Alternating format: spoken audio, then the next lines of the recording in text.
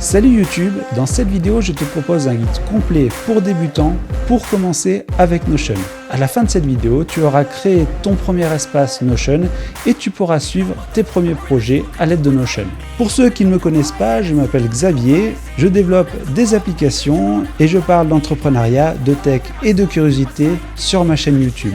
Dans cette vidéo, je vais m'appuyer sur l'impression 3D en créant une petite base qui va permettre à quelqu'un qui ferait de l'impression 3D de suivre l'état d'avancement de ses idées, donc de manière très synthétique. Ça lui permettra de se faire une liste de tâches, mémo des choses qu'il a à faire et de suivre l'avancement de ses projets, de l'idée à la pièce terminée. On est parti pour le tutoriel. On va voir comment débuter simplement avec Notion et donc on va faire ça en 5 étapes. D'abord, je vais vous montrer comment créer un compte sur Notion et puis ouvrir Notion. Ensuite, on va faire ensemble les premiers pas sur Notion, c'est-à-dire que je vous montrerai bien à quoi ça ressemble quand vous le démarrez. Ensuite, on va créer bien notre première page sur Notion. Donc c'est là où on va faire notre template de suivi de nos impressions 3D. Donc là, avec l'exemple de suivi des impressions 3D, vous allez voir comment est-ce qu'on peut utiliser Notion, mais ça peut s'appliquer à n'importe qui. Ensuite, on verra comment ajouter des premiers blocs sur nos pages. Le premier exemple qu'on va voir et qui sera assez simple, c'est de faire une liste de tâches. Et enfin, je vous montrerai comment créer une petite table de gestion de ces idées d'impression 3D pour vous familiariser avec la notion de base de données et donc de table. Pour commencer, vous verrez, c'est assez simple. Pour commencer, je me rends sur cette adresse que vous trouverez en description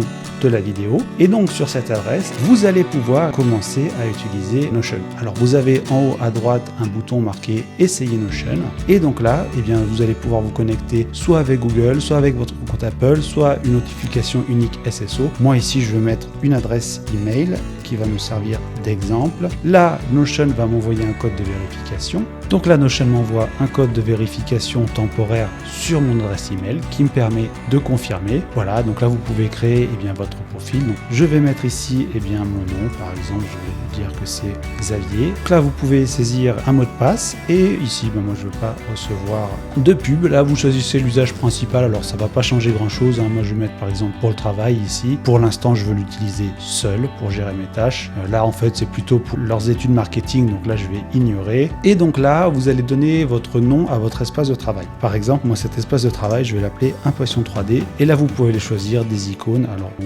on va faire ça faute de mieux. Et donc là, Notion va créer votre espace. À noter, pendant qu'il fait ça, vous pouvez utiliser Notion directement sur votre navigateur web. Vous n'avez pas forcément besoin d'installer le client lourd, entre guillemets, sur votre ordinateur. Mais si vous avez envie, vous pouvez le faire. Nous, pour ce tutoriel, on va continuer à utiliser Notion sur le navigateur web. Alors là, voilà, il vous propose directement de passer au forfait plus. On n'a pas besoin. Nous, on va utiliser la version gratuite. Donc là, je mets non, merci, restez sur l'accès gratuit. Et donc là, vous arrivez sur votre premier espace de travail. Alors, vous voyez, il y a déjà pas mal de choses qui sont faites. Et ici, vous avez une première page qui est censée vous guider et vous aider à commencer avec Notion. Nous, on ne va pas forcément utiliser. Là, vous avez des espaces d'équipe. Juste pour vous expliquer comment fonctionne Notion. Donc là, vous avez une page privée. Celle-ci, on ne va pas la conserver. Moi, je vais la supprimer. Donc là, je vais déplacer cette page dans la corbeille. Et là, vous avez aussi un espace d'équipe. Pareil, je ne veux pas ça, archiver l'espace d'équipe. Voilà à quoi ressemble un Notion vide, entre guillemets. Et c'est ici que vous allez pouvoir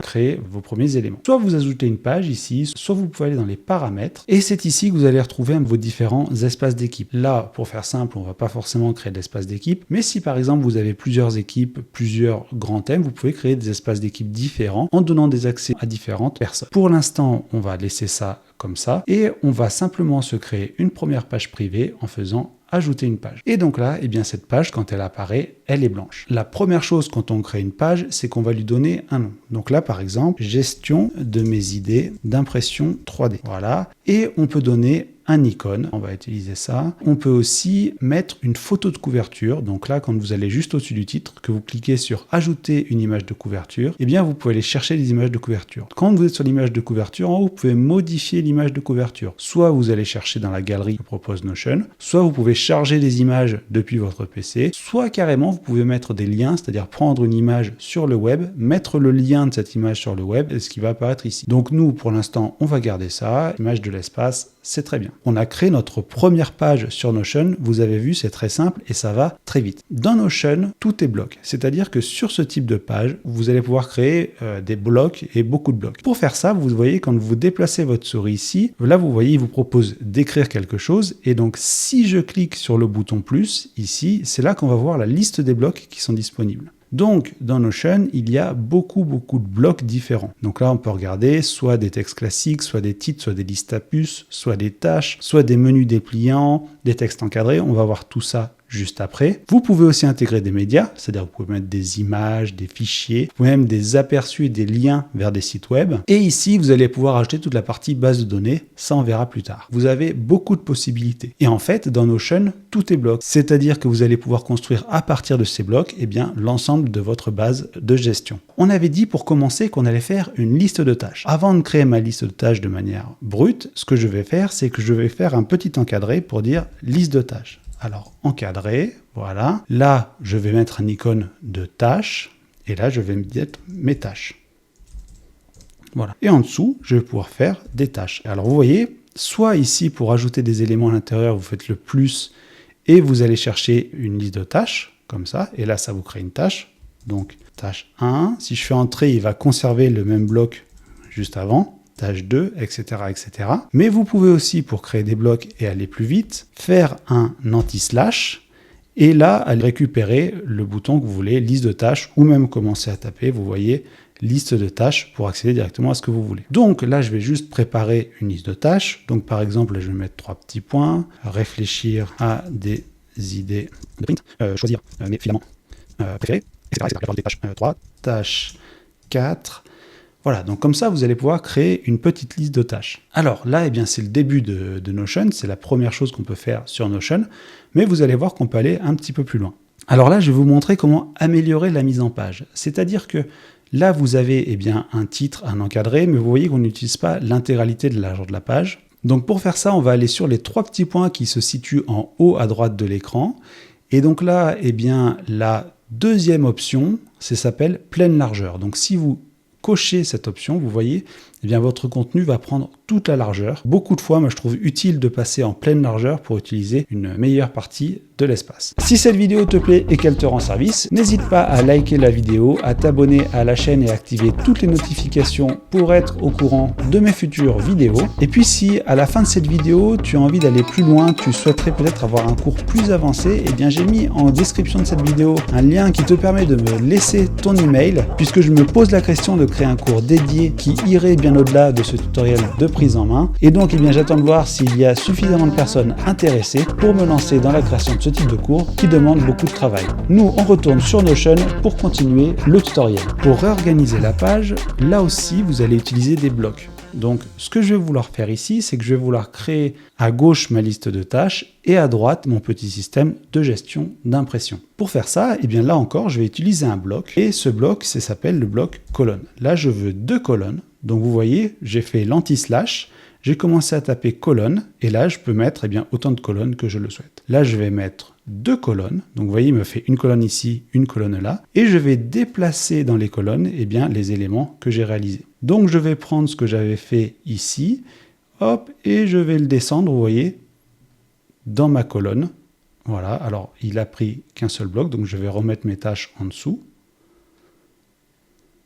Et voilà, par un glisser-déposer, vous voyez, je peux utiliser faire mes colonnes. Ici, je vais faire la deuxième partie de ma page avec la partie de gestion de mes impressions. Donc, je vais aussi faire un encadré pour la mise en place qui va me servir de titre avec par exemple cette icône. Et là, je vais mettre gestion de mes idées d'impression. Pour faciliter la mise en page, on peut aussi ajuster la largeur. Vous voyez, là, je vais réduire la liste de tâches et puis je vais consacrer la majorité de la partie de ma page à ma gestion d'impression. Pour vous expliquer comment créer cette partie gestion d'impression, mon idée c'est simplement de faire une petite table dans laquelle on va créer des idées d'impression et on va faire vivre ces impressions au fur et à mesure qu'on avance dans l'élaboration de l'idée. Pour une idée d'impression, il va falloir d'abord que j'imagine, que je trouve une idée pour réaliser une impression 3D. Ensuite, je vais passer à la partie conception, c'est-à-dire que je vais faire la modélisation 3D, je vais commencer le prototypage. Ensuite, je vais produire, imprimer la pièce finale, et puis une fois que cette pièce finale sera terminée, eh bien je vais indiquer qu'elle est terminée. Donc ce que je vais réaliser pour ça, c'est une petite table, donc petite base de données finalement, avec une seule table à l'intérieur, et chacune de ces tables va représenter une impression. Une impression aura un titre, et puis elle aura un statut, soit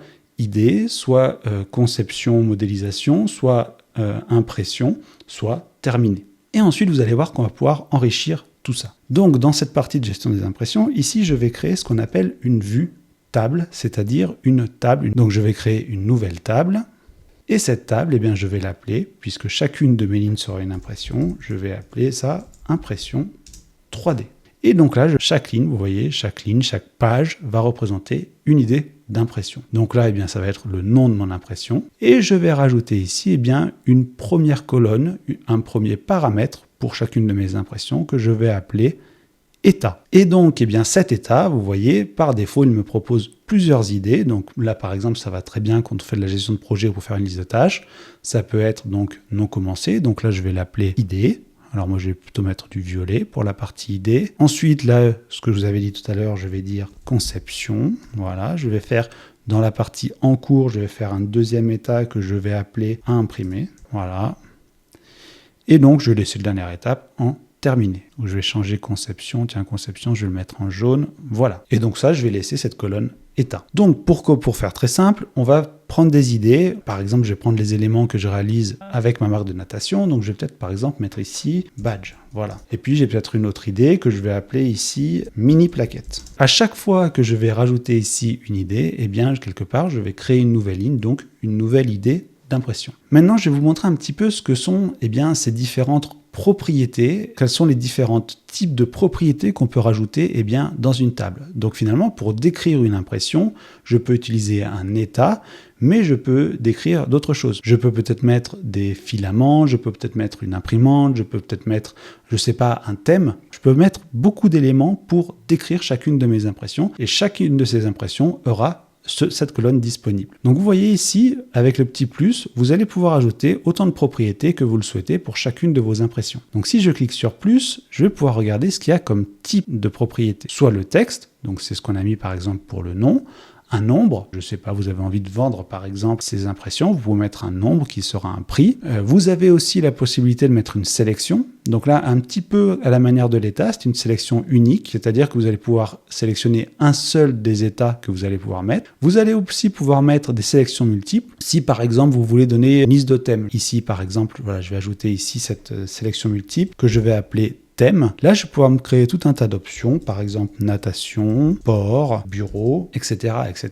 Et là, vous allez pouvoir affecter à chacun des prints eh bien, un ou plusieurs thèmes. Donc là, par exemple, c'est à la fois du sport et de la natation. Ici, c'est sport et natation. Vous allez avoir eh bien, tout un tas d'états comme ça, donc des dates, des cases à cocher. Vous allez pouvoir mettre des URL, des emails, des formules. Mais vous avez beaucoup de possibilités en fait pour personnaliser vos tables. Et donc là, c'est là où on va voir un peu l'architecture de Notion. Chacune de ces impressions va être une page, c'est-à-dire vous allez pouvoir l'ouvrir. Là encore, vous allez pouvoir créer des éléments spécifiques à votre impression. Là, peut-être que vous pouvez mettre un commentaire pour expliquer l'idée. Et de la même manière que ce qu'on a vu tout à l'heure, vous allez pouvoir vous mettre tout un tas d'éléments. Donc si par exemple ici, vous avez une liste de tâches spécifiques pour cette impression-là donnée, vous pouvez créer une liste de tâches spécifiques. Là, par exemple, je vais mettre trouver des idées de phrases, choisir les couleurs de mes badges, etc., etc. Donc là, en fait, ce qui est assez intéressant, c'est que sur votre badge, eh ben, là aussi, vous allez pouvoir vous créer une petite base de données, une petite base de suivi. Et si vous retournez eh bien, sur votre page principale, vous allez retrouver tous vos badges. Alors, ce qui est intéressant aussi avec ces vues-là, c'est qu'on peut les dupliquer et les modifier.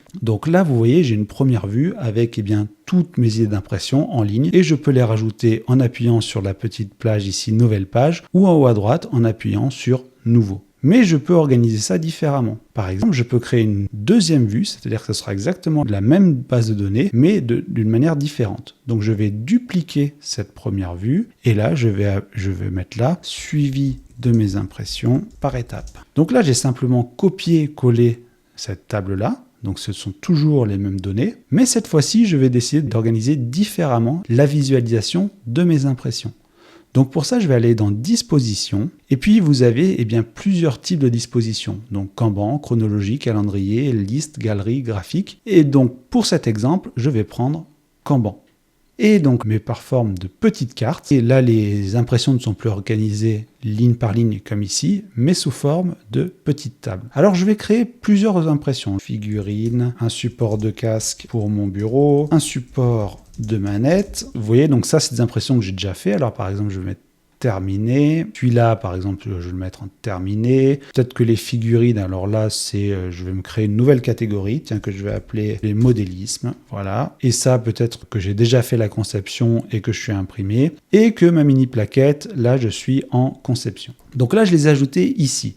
Mais si maintenant je vais dans ma partie, j'ai mes différentes impressions organisées les unes par rapport aux autres. Ce qui est assez sympa, c'est que mon badge, une fois que je vais commencer, j'aurai fini la conception, je peux le passer en conception. Et si je reviens sur ma table, vous voyez, hop, il a été modifié et il est passé en conception. Donc de cette manière, vous allez pouvoir organiser et gérer vos idées de manière assez simple. Pour finir ce tutoriel, la dernière chose que je vais vous montrer qu'on peut modifier ce qu'on voit afficher ici sur ces cartes. Donc si je vais dans les trois petits points qui se situent ici en haut à droite, juste à côté de nouveau, vous voyez, il y a des propriétés et là je vois une affichée. Oui, parce que bien sûr, il n'y a que le nom qui est affiché. Mais peut-être que j'aimerais voir apparaître aussi le thème ici, pour savoir de quoi il s'agit. Si je fais apparaître mon thème, vous voyez, je vois apparaître sur ma carte le thème. Et je peux aussi décider de faire apparaître l'état. Alors là, ça ferait un petit peu répétition, mais si j'ai envie, je peux le faire. Et de cette manière, sans ouvrir forcément ma page mini plaquette, je peux accéder à un certain nombre de propriétés. Là, par exemple, d'ailleurs, je peux repasser simplement à la partie idée, et là, je peux créer aussi de nouvelles choses. Je ne sais pas, si par exemple, j'ai envie de faire un tapis de souris, voilà, par exemple, je peux le créer ici, et pareil, ici, lui affecter un thème. Et ainsi de suite, on va pouvoir faire des vues de cette manière pour organiser et suivre ces tâches. Voilà pour ce tutoriel et cette découverte de Notion. Donc vous voyez, en quelques minutes, vous avez la possibilité de vous créer une base de données et de commencer à suivre simplement n'importe lequel de vos projets et de vous créer une petite base sympa. J'espère que cette vidéo vous aura aidé si vous cherchiez à prendre en main Notion et que vous cherchiez un tutoriel pas à pas pour débuter avec Notion. Pour rappel, je me pose la question de faire un cours plus avancé, plus long sur Notion. Donc je mets un lien en description de la vidéo sur lequel vous pouvez cliquer pour me laisser votre email. Et s'il y a suffisamment de demandes, peut-être que je ferai un cours complet plus long sur Notion. Et donc je vous tiendrai informé de la création de l'avancement de ce cours. Nous on se retrouve bientôt pour de nouvelles vidéos. Allez, à plus sur YouTube.